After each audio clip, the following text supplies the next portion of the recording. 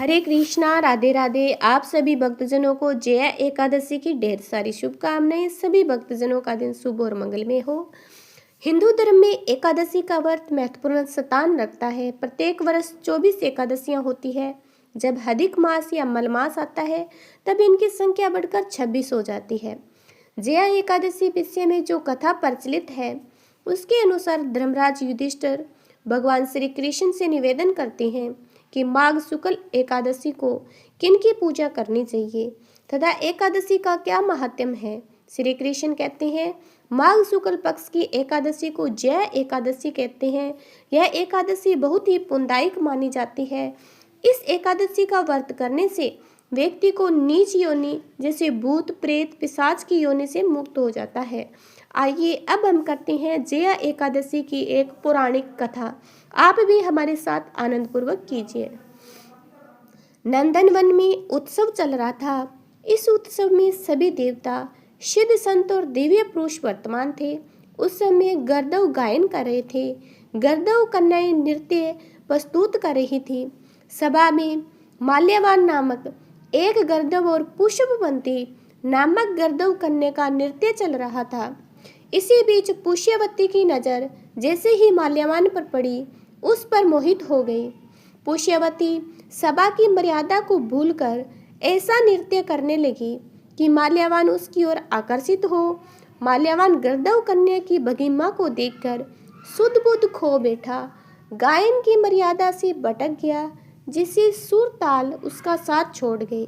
इंद्र को पुष्यवती और माल्यवान के अमर्यादित कृत्य पर क्रोध आया। उन्होंने दोनों को श्राप दे दिया और आप स्वर्ग से वंचित हो जाएं, पृथ्वी पर निवास करें। मृत्यु लोक में अति नीच पिशाच योनि आप दोनों को प्राप्त हो। इस श्राप से तत्काल दोनों पिशाच बन गए। हिमालय पर्वत पर एक वृक्ष पर दोनों का निवास बन गया। वहां पिशाच योनि में उन्हें अंत्यत कष्ट भोगना पड़ा। एक बार माघ शुक्ल पक्ष की एकादशी के दिन दोनों अत्यंत दुखी थे। उस दिन वे केवल फलाहार रहे। रात्रि के समय दोनों को बहुत ठंड लग रही थी, अतः दोनों रात भर बैठकर जागते रहे।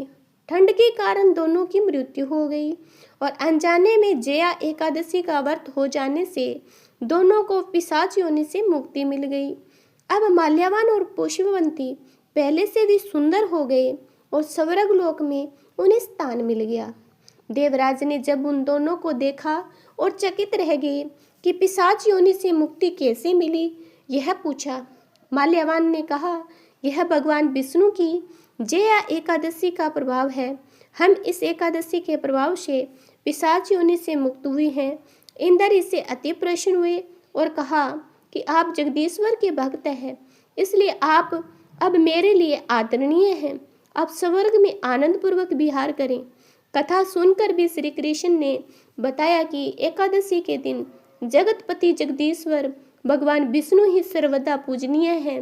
जो श्रद्धालु भक्त इस एकादशी का व्रत रखते हैं उन्हें दसवीं तिथि को एक समय आहार करना चाहिए। इस बात का ध्यान रखें कि आहार सात्विक हो। एकादशी के दिन श्री विष्णु का ध्यान करके संकल्प करें। धूप दीप चंदन फल तिल पंचामृत से विष्णु की पूजा करें। इसी प्रकार जया एकादशी की कथा आपको अच्छी लगी है तो चैनल को जरूर सब्सक्राइब करना। जय माता दी।